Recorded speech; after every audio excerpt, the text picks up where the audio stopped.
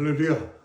하나님의 은혜 가운데 오늘도 참 기쁨의 자리, 생명의 자리, 은혜의 자리, 승리의 자리를 하나님께서 예비하셨기에 오늘도 이 귀한 자리를 믿음으로 찾아 나올 수 있게 되었습니다. 정말 참 세상에 수없이 많은 자리가 있다 할지라도 만일 하나님이 예비하신 이 자리가 없다 한다면 우리는 무엇에 소망을 두며 어떤 것을 목표로 삼고 어떤 것을 향하여 꿈을 가지고 나아갈 수가 있겠습니까? 오늘도 예배를 통하여서 우리의 생명 되시는 예수님, 또한 우리의 참 목표가 되시는 정말 저 천국을 바라보면서 믿음으로 하나님의 은혜와 사랑과 축복과 능력을 받기를 간절히 축원합니다. 다 같이 마음을 활짝 여시고 찬양으로 예배 가운데 나가도록 하겠습니다. 찬송가 85장 찬양하시겠습니다. 구주를 생각만 해도 내 맘이 좋거든 주 얼굴 배울 때야 얼마나 좋으랴 찬양하시겠습니다. 구주를 생각만 해도 내 마음이 좋거든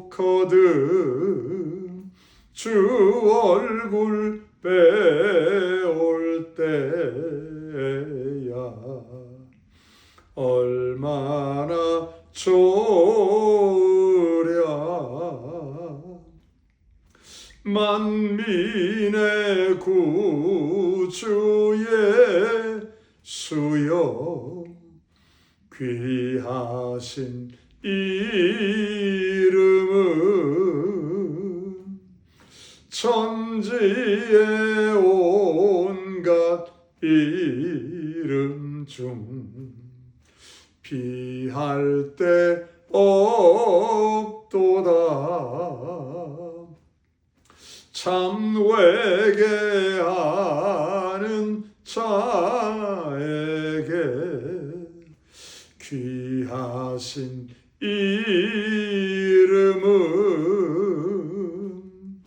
천지의 온갖 이름 중 비할 데 없도다.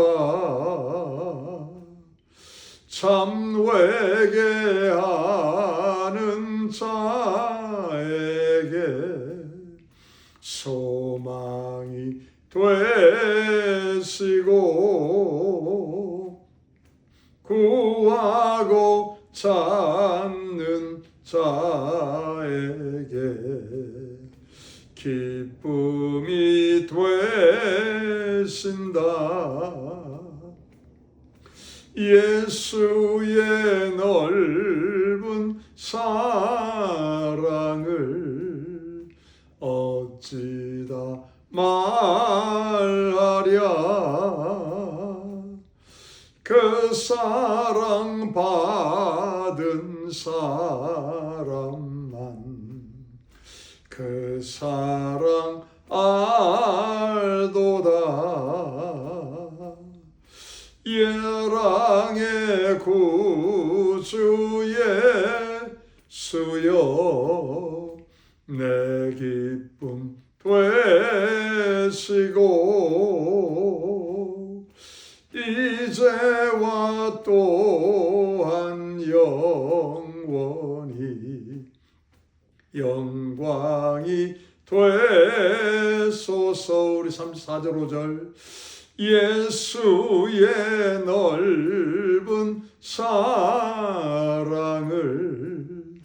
어찌다 말하랴. 그 사랑 받은 사람만 그 사랑 알도다. 사랑의 구주의 수여 내 기쁨 되시고 이제와 또한 영원히 영광이 되소서.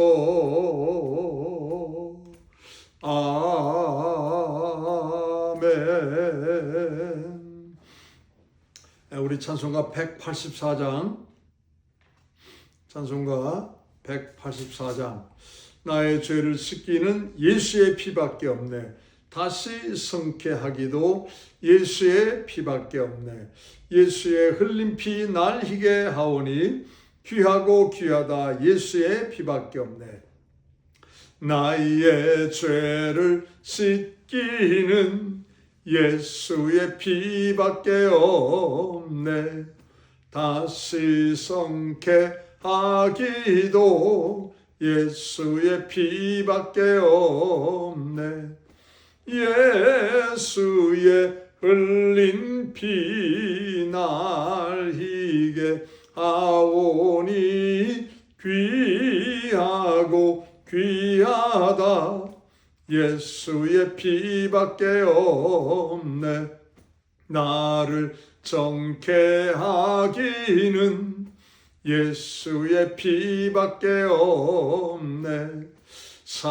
사죄하는 증거도 예수의 피밖에 없네.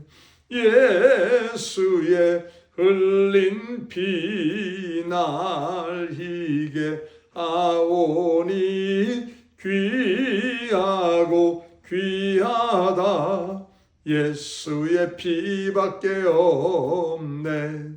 나의 죄소하기는 예수의 피밖에 없네. 나는 공로 없도다 예수의 피밖에 없네.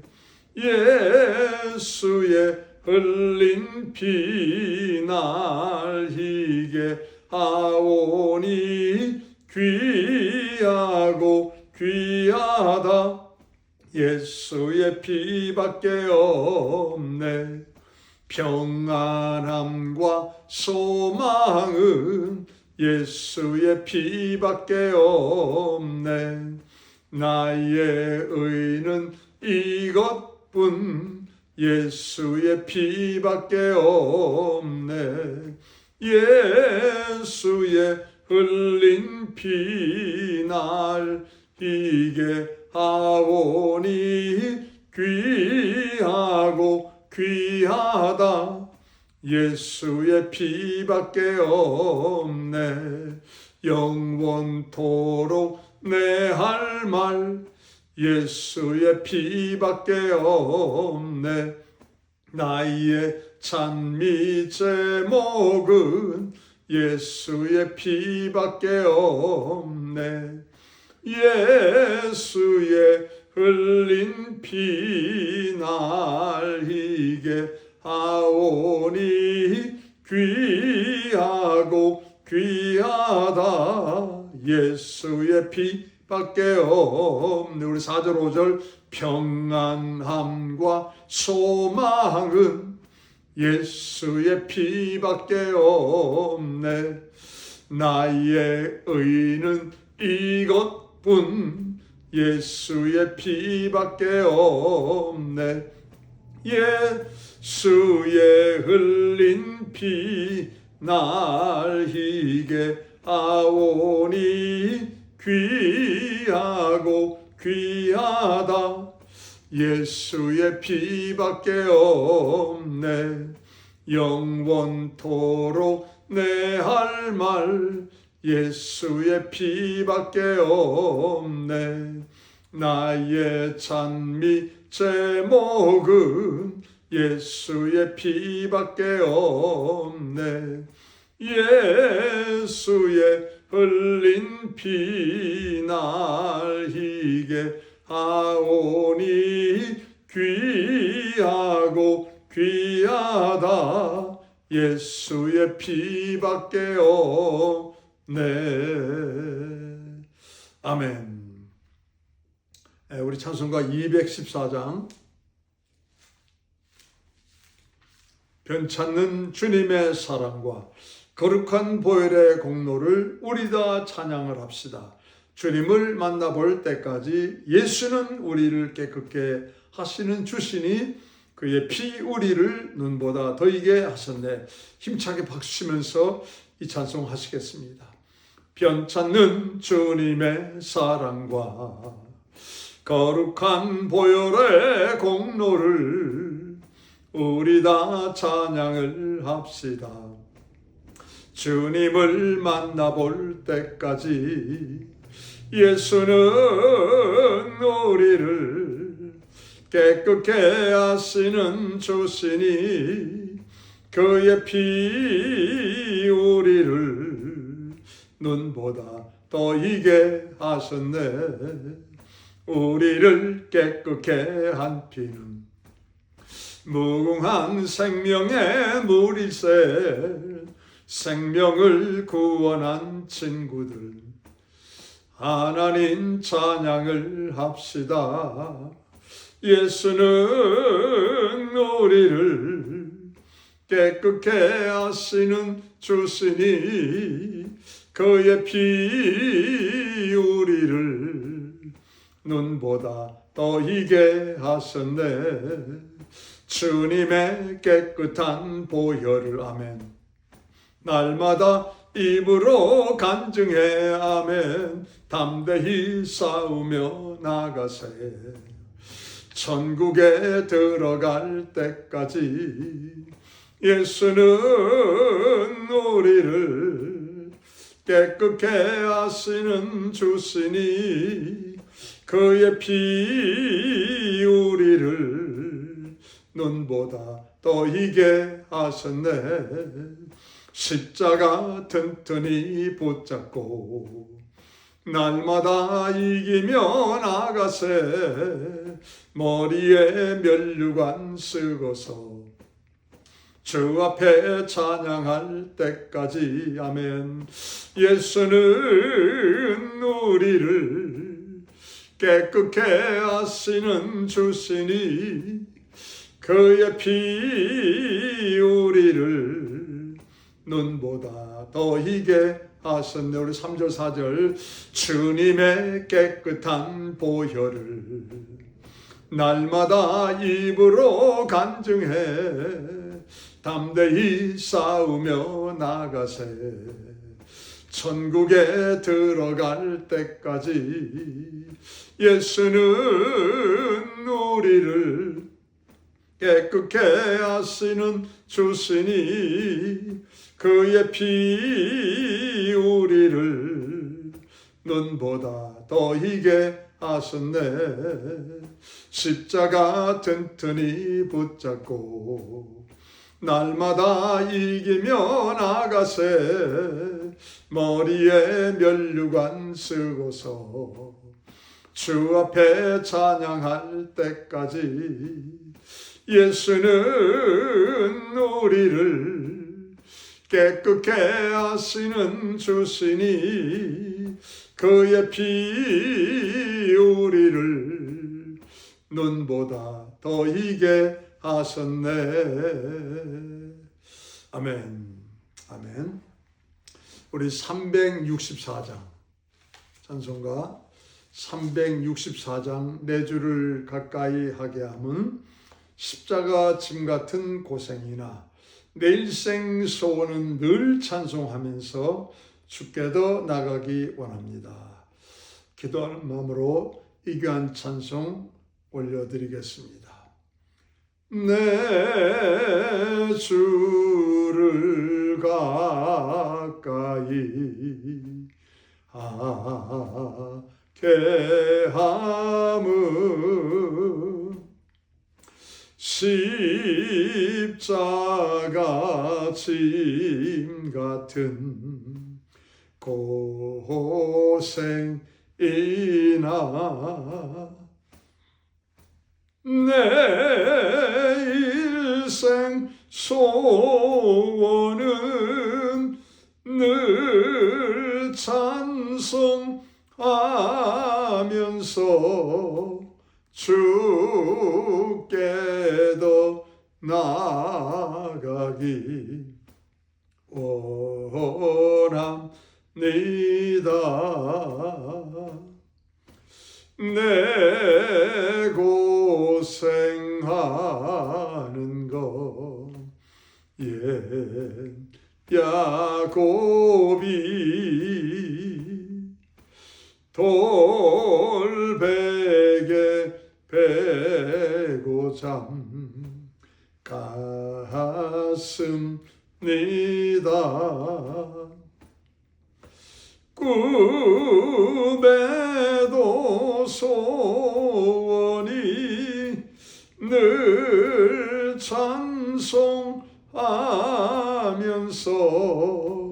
주께 떠나가기 원합니다. 천성에 가는 길 험하여도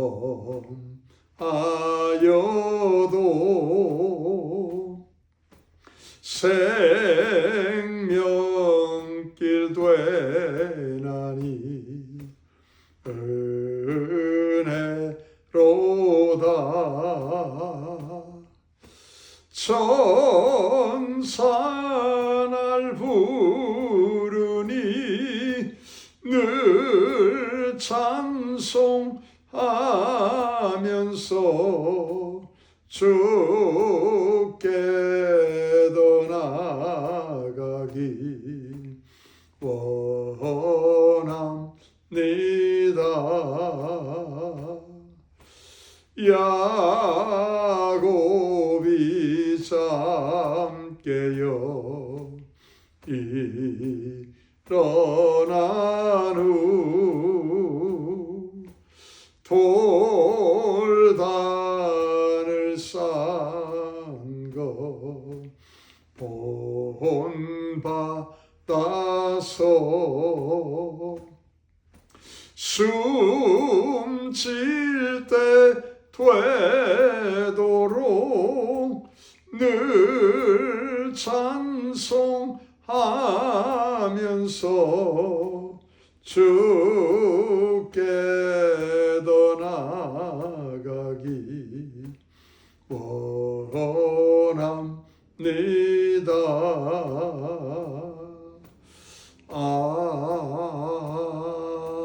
아멘. 우리 마지막으로 403장 찬송하시고 다 같이 머리 숙여 묵도하시겠습니다. 403장 나 위하여 십자가의 중한 고통 받으사 대신 죽은 주 예수의 사랑하신 은혜요 보배로운 피를 흘려 영영 죽을 죄에서 구속함을 얻은 우리 어찌 찬양 안 할까? 이 찬송하시고 다 같이 머리 숙여 묵도하시겠습니다. 나 위하여 십자가에 중한 고통 받으사 대신 죽은 주 예수의 사랑하신 은혜요 보배로운 피를 흘려 영영 죽을 죄에서 구속함을 얻은 우리 어찌 찬양 안 할까? 예수 안에 있는 우리 한량없이 즐겁고 주 성령의 위로함이 마음속에 차도다.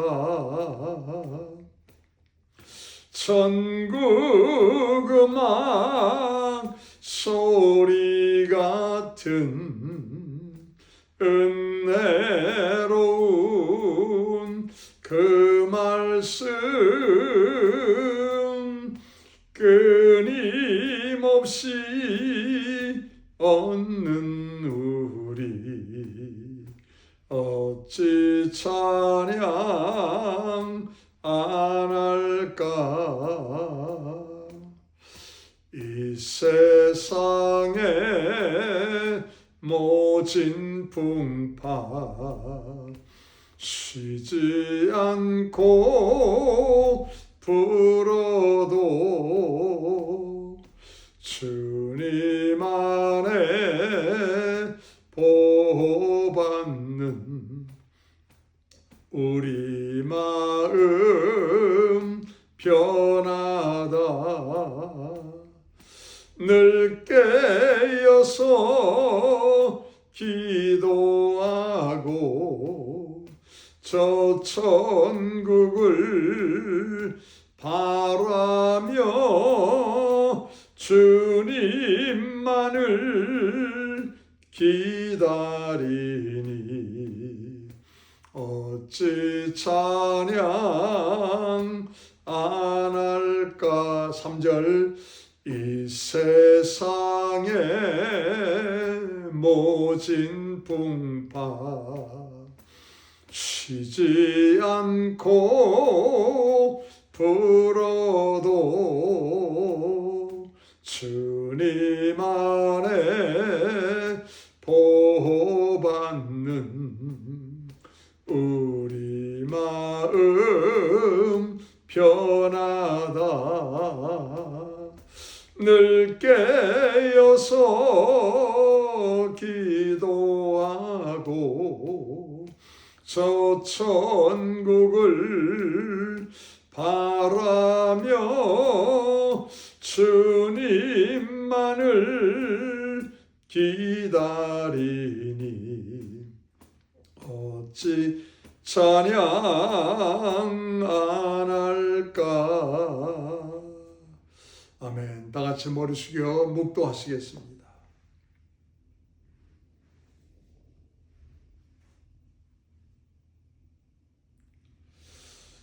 내 의의 하나님이시여, 내가 부르짖고 간구할 때 응답하소서. 나를 긍휼히 여기사 나의 간절한 기도를 들어 주시옵소서. 인생들아, 어느 때까지 하나님의 영광을 변하게 하며 욕되게 하겠는고. 여호와께서 자기를 위하여 경건한 자를 택하신 줄을 너희가 알지어다. 여호와여, 주의 얼굴을 들어 우리에게 비추어 주시옵소서. 주께서 내 마음에 두신 기쁨은 저희의 곡식과 새 포도주의 풍성할 때보다도 더하니이다. 내가 평안히 눕고 자기도 하리니 나를 안전히 거하게 하시는 이는 오직 여호와 하나님 한 분뿐이시니이다. 은혜와 사랑이 많으신 거룩하신 아버지 하나님, 우리 하나님은 하나님을 위하여 경건한 자를 택하여 주시고 예배 가운데서 주님이 기뻐하실 승리자가 되게 하여 주심을 믿습니다. 이 땅을 살면서 많은 사람들이 평안히 눕기를 원하며 안전하게 거하기를 원하는 것은 다 공통적인 마음의 중심임을 우리가 왜 모르겠습니까?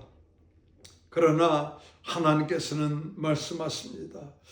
하나님께서는 우리의 주인이 되시고 오직 하나님께로 피하는 자가 복이 있다가 말씀하신 대로 우리를 안전히 거하게 하시고 평안히 눕기도 하게 하시며 자기도 하시는 분은 오직 하나님을 믿는 믿음을 가지고 사는 자라 말씀하십니다. 아버지 하나님, 오늘도 믿음을 가지고 하나님을 기쁘시게 드리고자 예배의 거룩한 산재물로 나왔사오니 하늘문을 활짝 열어 주시옵시고 세상을 향하여서 주님 말씀의 실력자가 되어 빛으로 소금으로 역할을 감당해 나가며 주님이 주시는 이 생명의 말씀으로 말미암아 하나님의 성령의 사람 되어 영적인 싸움에 담대히 승리하여 주님이 기뻐하실 아름다움의 발자취를 남기는 복된 성도가 되기를 간절히 원합니다. 이 시간 다시 한번 한 분 한 분 안수하여 주시옵시고 하나님의 신령하고 거룩한 복으로 채워 주시옵소서. 예수 이름 받들어 기도드렸습니다. 아멘.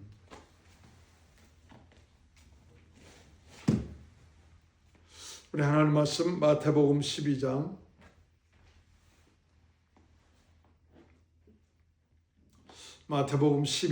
46절로 50절까지 말씀드리겠습니다.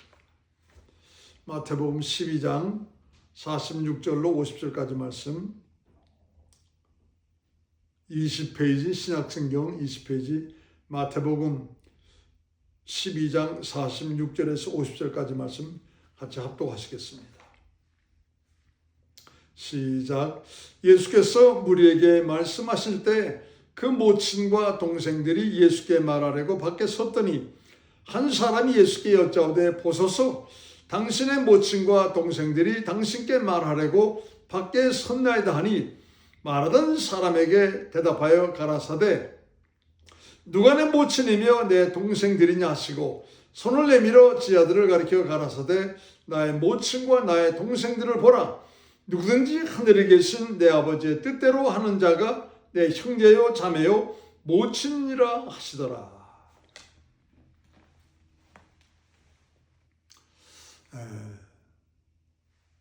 다윗은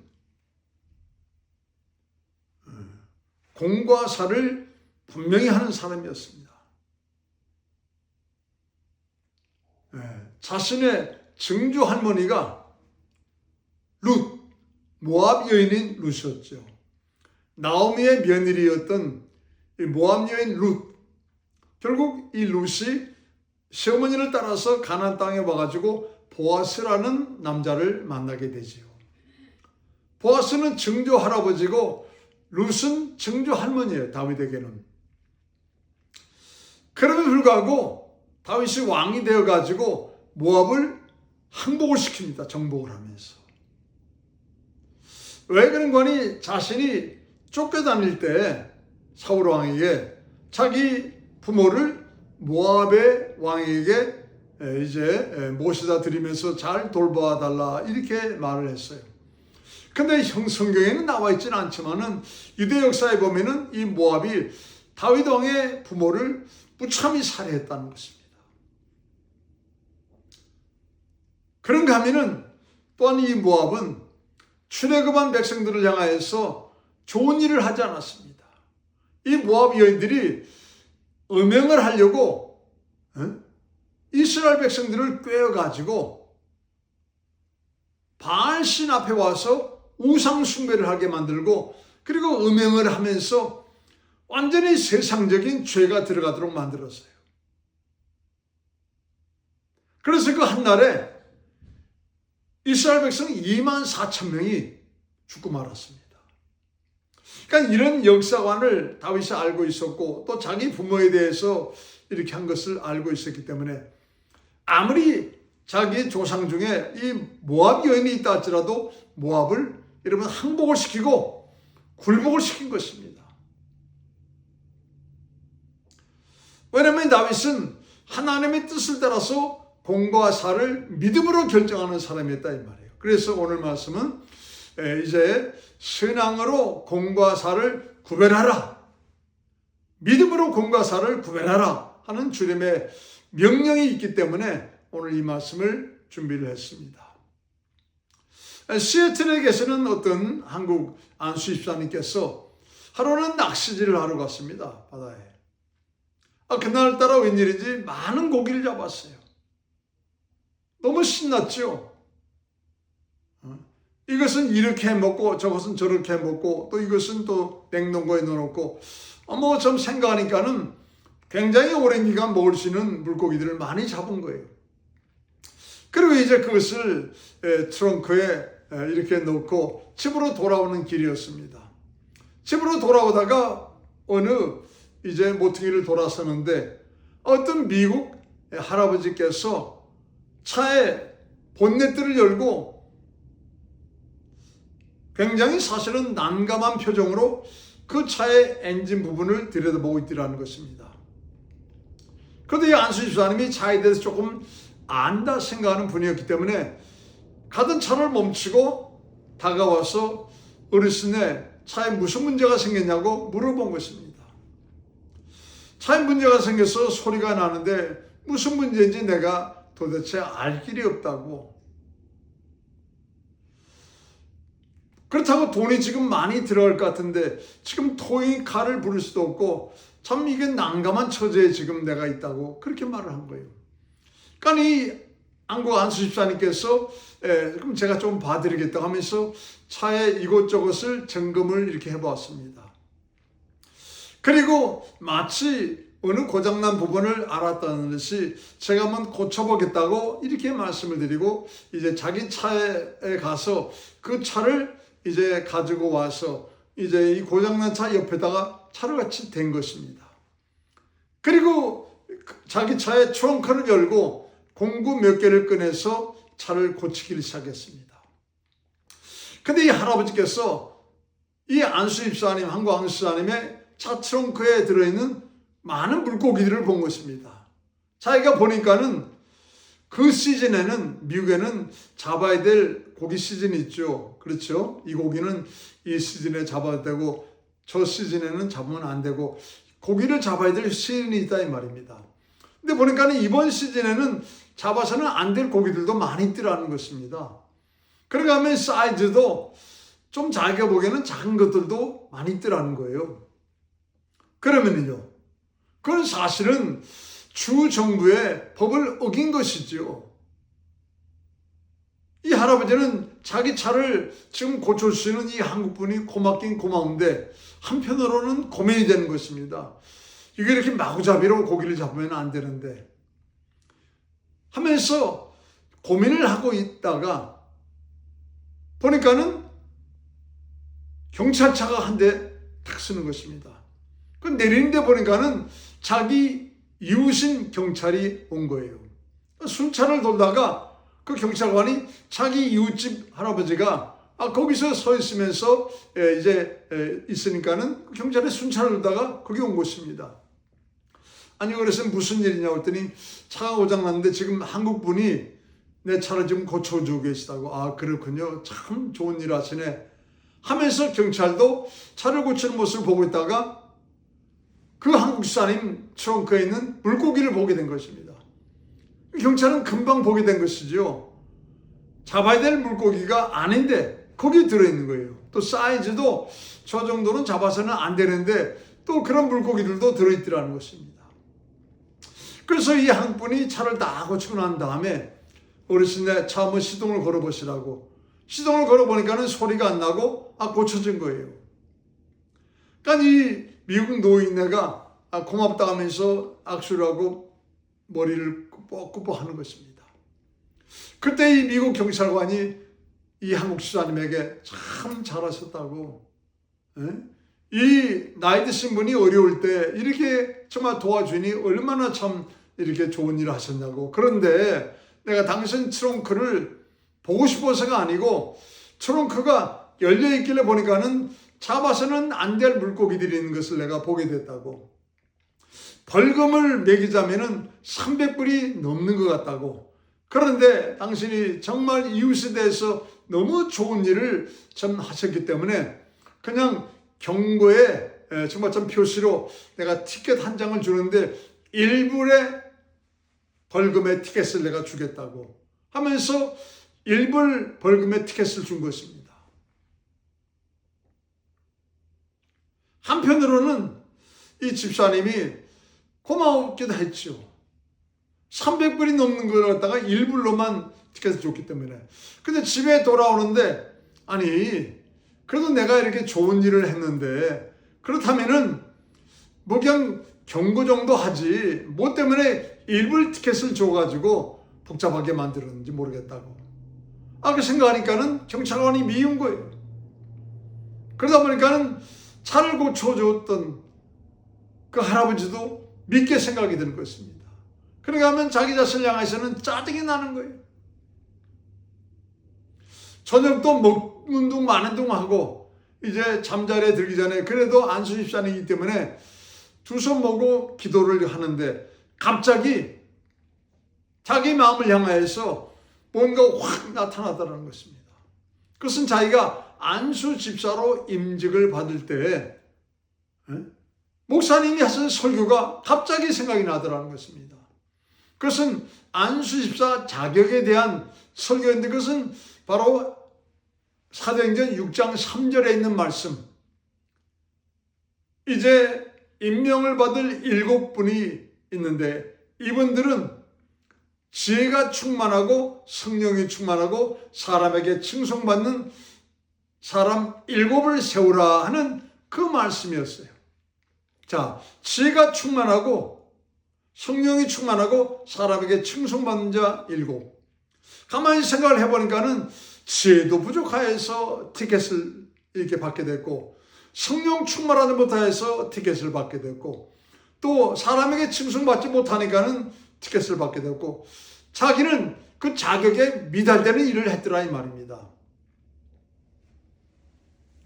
공과 사를 올바로 구별하지 못하여서 결국 지혜 없는 자처럼 행해버렸고 성령 충만함을 좀 갖지 못한 자가 되어버렸고 사람에게 칭송받게 되는 오히려 경고를 받는 사람이 됐다는 것을 깨닫고 오히려 통해 자복을 하게 됐더라는 것입니다.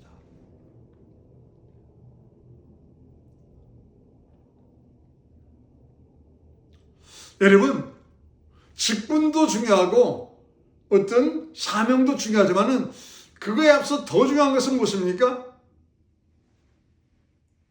공과 사를 분별할 줄 아는 그 분별력을 확실히 가진 자가 사명에도 열매가 있고 또 직분에도 열매가 있다 이 말입니다. 분별하지 못하면서 직분 받아봐야 뭔 소용이 있습니까? 분별하지 못하면서 사명 감당하겠다 한들 무슨 열매가 열리겠어요? 오늘 본문은 이제 예수님을 향해 찾아왔던 어머니와 그 동생들, 형제 자매들의 정말 참 그 사건의 모습을 말씀해 주고 있습니다. 예수님의 어머니와 그 동생들이 예수님을 찾아왔습니다. 지금 예수님은 안에서 지금 말씀을 전하고 계십니다.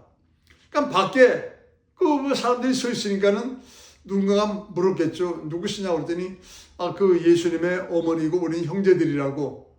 그러니까 그 사람이 그걸 듣고 안으로 들어와서 예수님에게 예수여 지금 당신 어머니와 형제들이 밖에서 기다리나이다 하면서 얘기를 한 거예요.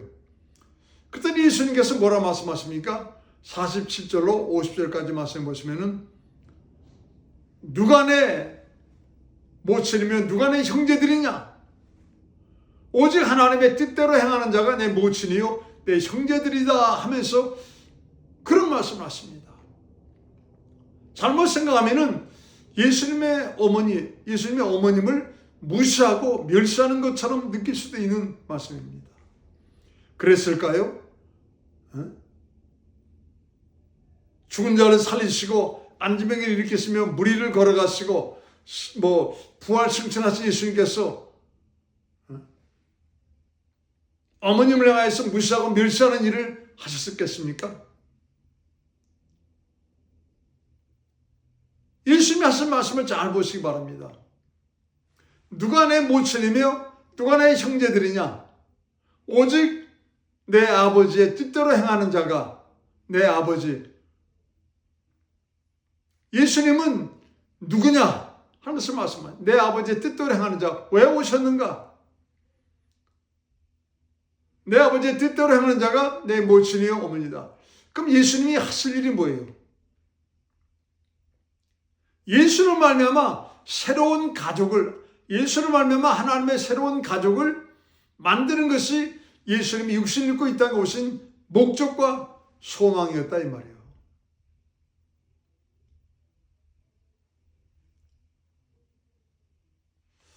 여러분, 세상에는요 두 종류의 사람이 있죠. 부정모일로 태어난 육신적인 사람들인가 하면은 예수님의 말씀을 통하여서 다시 태어난 신령한 사람이 있다 이 말이에요. 영적인 사람이 있다 이 말입니다. 자, 예수님을 찾아왔던 이 어머니와 형제들과 그리고 친족들은 예수님을 어떻게 생각하고 있었습니까? 우리 마가복음 3장 보세요. 마가복음 3장.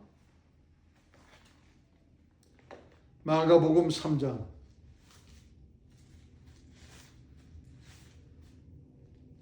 마가복음 3장 20절, 21절. 마가복음 3장 20절, 21절.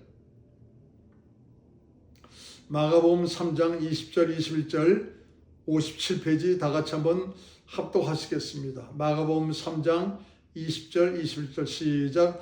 집에 들어가시니 무리가 다시 모임으로 식사할 겨를도 없는지라. 예수의 친족들이 듣고 붙들어 나오니 이는 그가 미쳤다 하미러라. 지금 식사할 겨를도 없이 병든 자, 가난한 자, 문제를 가지고 어려워하는 자, 이 사람들을 향하여서 예수님이 지금 사역을 하시는데 식사할 겨를도 없이 예수님의 친족들은 붙들러 왔어요. 그러면서 뭐라 말합니까? 미쳤다미로라. 지금 예수님의 형제들과 친족들과 거기 아마 예수님의 어머니도 계실 것입니다. 예수님 향해서 미쳤다는 거예요. 이런 사람들이 예수님을 찾아왔습니다. 무슨 말을 하려고? 왜 그랬을까요? 아마 이 예수님의 형제들과 어머니도 소문을 들었을 것입니다. 아니, 예수가 유대 지도자들과 바리새인들과 종교적인 어떤 분쟁을 일으켜가지고 스스로 위험을 초래하고 있다는 소문을 들었을 것입니다. 그러면 예수님이 스스로 위험을 초래한다면 자신들에게도 악 영향이 끼칠 수 있다 이거죠. 자신들에게도 동일한 위협이 있을 수 있다 하는 것을 느끼고 깨닫고 예수님 찾아온 것입니다. 더 이상 그런 사역과 그런 일 하지 말라고. 더욱이 어머니까지 모시고 온 것은 예수님을 잘 설득해서 그 예수를 집으로 데려가려고 온 거예요. 예수님이 왜 이것을 모르시겠습니까? 알기 때문에 예수님은 딱 선을 긋습니다. 공과 사를 딱 선을 긋고 어머니의 그 육신적인 형제들의 육신적인 모습과 지금 집 안에 있는 예수님의 말씀을 통하여 새로운 가족이 되어 있는 그 사람들과 선을 그으면서 누가 내 모친이면 내 형제들이냐? 내 아버지의 뜻대로 행한 자가 내 모친이요 내 형제들이다 하면서 말씀하신 거예요. 지금 여러분 예수님의 어머니는 어떤 사람입니까? 예수님을 잉태했을 때 천사로부터 잉태 소식을 들었습니다. 내가 성령으로 말미암아 잉태가 되었으니 그 이름을 예수로 하라. 그 예수라는 이름은 그가 자기 백성을 죄에서 구원할 자이심이라 미소다 이 말입니다. 이는 엄청난 예수님에 관한 말씀을 출생의 비밀로 마리아는 들었습니다. 그러면은 그걸 잘 간직을 하고 있으면은 이렇게 찾아올 이유가 없죠. 자식들 향해 다른 자녀를 향해서 이 녀석들아, 내가 저 예수님을 잉태했을 때 하나님이 천사를 보내서 내가 이런 말씀을 해주셨다 하면서 가는 것을 막아야 되겠잖아요. 그러나 여러분 예수님의 어머니는 같이 왔어요. 같이. 예수님의 사역을 막으려고. 그러니까 예수님께서 공과 사를 어머니마저도 구분하지 못하니까는 누가 내 모친이며 누가 내 형제들이냐? 내 아버지의 뜻대로 행하는 자가 내 모친이요 내 어머니다 말씀하신 것입니다. 저는 믿습니다. 이번 이 사건을 계기로 하여서 예수님의 어머니가 깨닫고 성령 받으려고 무릎을 꿇은 거예요. 120문도 중에 한 사람으로서 예수의 이름으로 무릎을 꿇은 것입니다. 왜요? 분별력이 없다는 것을 알았기 때문에 성령의 은사에 보시면은 믿음, 지혜, 지식, 분별, 방언, 통변, 예언, 믿음, 신유, 지혜, 지식, 분별, 성령의 은사에는 지혜, 지식, 분별의 은사가 있잖아요. 성령을 받아야지 여러분 지혜, 지식, 분별의 은사가 임한다 이 말입니다.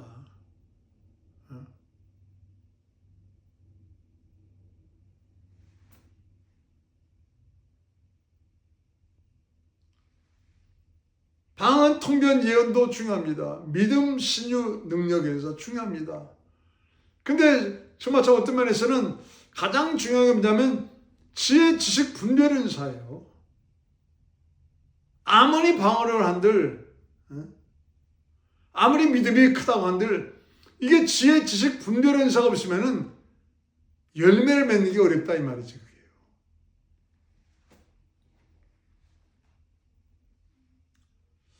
여기서 우리가 중요하게 깨달아야 될 것은 성도는 신앙생활을 잘 해야 될 책임과 사명이 있다 이 말입니다.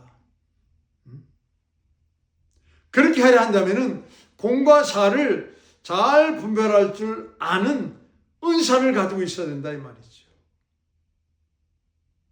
그래서 예수님께서도 성령 받아라 성령 받아라. 베드로가 성령 받기 전에 분별을 못하니까는 내가 죽는 데라도 오기라도 가겠다고 호언장담했던 사람이 빤히 예수님 보는 앞에서 나는 저자를 모른다 하면서 아주 무지막지한 배신을 하잖아요.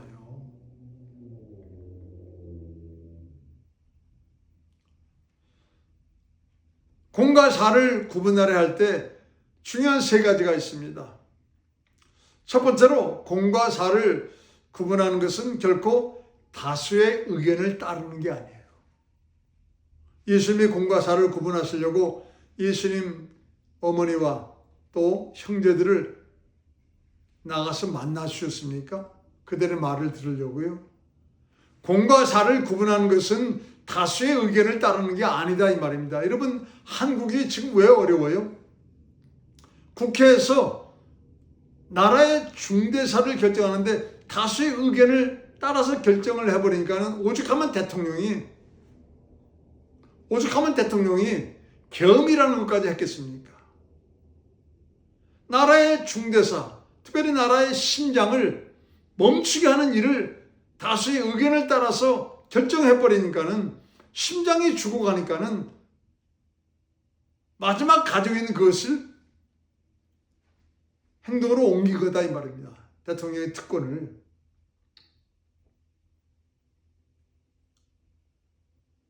다수의 의견을 따라서 결정해버리면 더 큰 문제가 생겨지는 것입니다. 그래서 공과 사를 구분할 때는 꼭 다수의 의견을 따라가는 게 아니에요. 두 번째로 공과 사를 구분하는 것에 대해서는 우리의 이익이나 유익함을 거기에 넣어 생각해서는 안 된다 이 말입니다. 예수님이 이 땅에 육신을 입고 오신 것은 단순히 예수님 가족이나 평안하게 해주려고 예수님 오신 게 아닙니다. 한국에서는 공과 사를 구분할 때 반드시 자기 유익과 이익이 없어야 되는데 한국에서 큰 문제가 생겼잖아요. 전 처음 들었어요. 아빠 찬스라는 말. 아빠가 어떤 위치에 권력 있는 위치에 있으니까는 자식들이 말입니다. 그 아빠의 권력을 이용해서 남들이 가기도 힘든 대학을 들어가는 거예요. 남들이 들어가기도 힘든 직장을 들어가는 것입니다. 그래가지고 그전에는 없는 말인 아빠 찬스라는 말이 생긴 것입니다. 공과 사를 구분하는 위치에 있는 사람들은요, 자기의 유익이나 자기 가족의 어떤 이익을 결코 생각해서는 안 된다 이 말입니다. 예수님은 자기 가족의 유익과 이익을 위해서 단순히 오신 분이 아니다 이 말이에요. 그게. 세 번째로 공과 사를 구분하는 것은 많은 사람이 있다 할지라도 하나님의 뜻을 따르는 예수님처럼 오직 믿음으로 결정해야 된다 이 말이에요. 공과 사를 구분하는 일이 있을 때는 아무리 많은 사람이 있다 할지라도 하나님의 뜻을 따랐던 예수님처럼 확실하게 믿음으로 공과 사를 구분을 해야 된다 이 말이에요. 그게. 다수를 따르는 게 아닙니다. 나의 어떤 유익과 이익을 거기다가 생각을 넣는 것이 아니다 이 말이에요. 많은 사람이 있다 할지라도 하나님의 뜻을 따르는 믿음으로 해야 된다 이 말이에요. 그러면 하나님 나라는 지연, 학연, 혈연으로 이루어진 나라가 아니고 오직 공과 사의 중심이시요 또한 그 기준이 되시는 예수로 말미암아 이루어지는 나라입니다. 그래서 예수님은 내가 곧 길이요 진리요 생명이니 나로 말미암지 않고는 아버지께로 올 수가 없느니라 하시면서 공과 사의 기준은 누구예요? 예수라는 것입니다. 내가 곧 길이요 진리요 생명이다. 예수를 중심으로 하여 공과 사를 구별하는 자가 그 예수로 말미암아 하나님 아버지께로 갈 수가 있다는 것입니다. 그러면 누가 하나님의 가족이에요? 누가 하나님 백성입니까? 첫 번째로 요한복음 6장 29절. 요한복음 6장 29절. 펴보세요. 요한복음 6장 29절.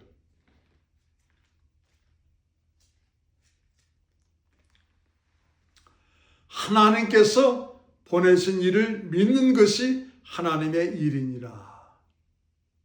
하나님께서 보내신 자를 믿는 것이 하나님의 일이니라. 하나님 백성으로서 하나님의 일을 하려 한다면 하나님께서 보내신 자를 믿는 것, 예수를 믿는 것, 예수를 믿고 영접하여 구원받은 자가 하나님의 백성이라는 거예요. 하나님께서 보내신 자를 믿는 것이 하나님의 일이다. 그래서 하나님께서는 그 변화산상에서 베드로가 초막새 짓고 여기서 합시다. 그러니까는 모세와 엘리야는 사라져 없어져 버리고 하늘에서 음성이 나서 선포되기를 이는 내 사랑하는 아들이요 내 기뻐하는 자니 너희는 그 예수의 말만 믿으라. 오직 하나님이 구원을 위해서 보내신 자는 누구예요? 예수입니다. 이 말이에요. 그 예수를 믿는 자가 여러분 하나님 백성이다 이 말입니다. 두 번째로 누가 하나님 가족입니까?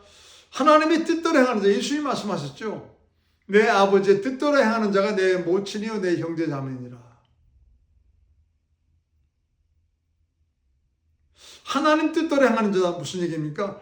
예수님과 같은 세계관을 갖는 자, 예수님과 같은 가치관을 갖는 자, 예수님과 같은 신앙관을 갖는 자. 예수님과 같은 세계관 뭐예요? 주상명령이죠. 너희는 가서 모든 족속으로 지혜를 삼고 마태복음 28장 18절로 19절에 있는 말씀. 예수님과 같은 세계관을 갖는 자가 하나님 자녀다 이 말이에요. 백성이다 이 말입니다. 예수님과 같은 가치관, 한 영혼을 천하보다도 귀하게 여기는 요한복음 12장 24절에 있죠. 한 알의 밀알이 땅에 떨어져 썩지 않으면 한 알 그대로 있고 썩으면 많은 열매 맺느니라. 마태복음 16장 26절. 온 천하를 얻고도 자기 목숨을 잃으면은 무엇이 남겠느냐. 한 영혼을 천하보다도 귀하게 여기는 그 예수님의 가치관을 갖는 자가 하나님의 아들이다 이 말이에요. 또 나와 아버지는 하나이니라. 이것을 믿는 신앙관. 요한복음 10장 30절에 요한복음 10장 30절에 나와 아버지는 하나이니라. 예수님 같은 세계관, 가치관, 신앙관을 갖는 자가 하나님의 백성이다 이 말이에요. 세 번째로 누가 하나님 가족입니까? 마태복음 16장 24절. 마태복음 16장 24절. 아무든지 나를 따라오려거든 자기 자신을 부인하고 자기 십자가를 지고 나를 쫓을 것이니라. 자기 십자가를 지고 예수님을 따르는 자가 자기 십자가를 질 수 있는 자는 먼저 자기 자신을 부인한 자입니다. 그래, 내가 죽어야 예수님이 나를 통해 역사하셔. 그 예수님이 역사하셔야지 그 십자가를 내가 지고 갈 수가 있어. 예수님의 십자가를 지고 따르기 원하는 자. 예수님이 내게 주신 그 십자가를 지고 예수님을 따르는 자가 하나님의 백성이다 이 말이에요. 하나님의 보내신 자, 예수를 믿는 자, 예수님의 세계관, 가치관, 신앙관을 가진 바로 그 사람, 또 예수님이 주신 십자가를 지고 따르는 자, 그 사람이 하나님의 백성이다 이 말이에요. 여러분, 공과 사를 구별하는 것은 중요합니다. 왜요? 하나님 백성이 되는데 중요하다 이 말입니다. 다수의 의견을 따르지 않습니다. 나의 유익이나 이익을 거기다가 넣지 않습니다. 또한 많은 사람이 있다 할지라도 하나님의 뜻을 따르고자 믿음으로 확실하게 하는 자가 공과 사를 구분한다는 것입니다. 오직 이 모든 것은 성령 충만할 때 가능합니다. 그래서 예수님께서 중요한 사역의 시점마다 성령 받으라고 성령 받기 전에 그 지자들은 별소리를 다 했다 할지라도 공과 사를 구분하지 못하고 별소리를 다 했다 이 말이에요.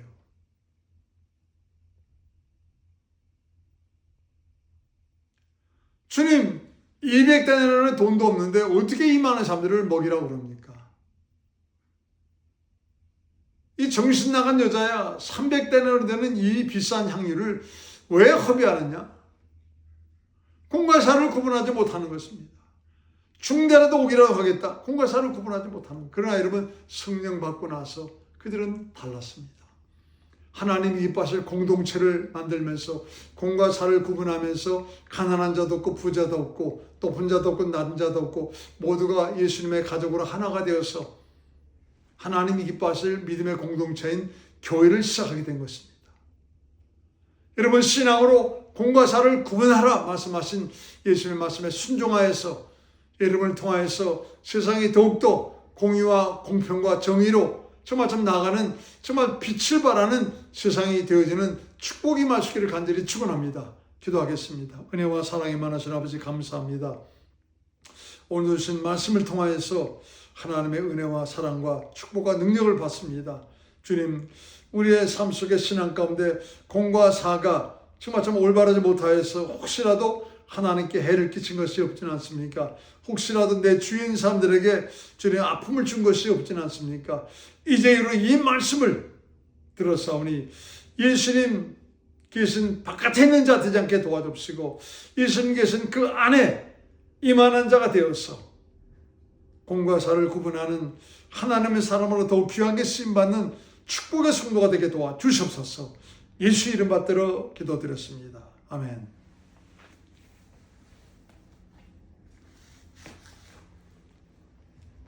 자, 찬송가 405장 1절 4절 부르면서 예물 올려드리겠습니다.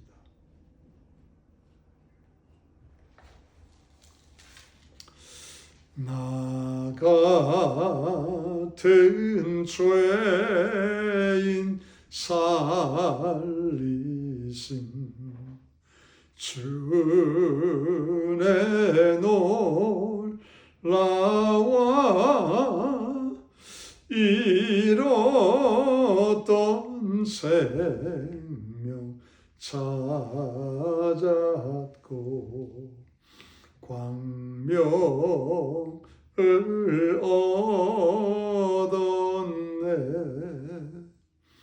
거기서 우리 영원히 주님의 은혜로 해처럼 밝게 살면서 주 찬양하리라.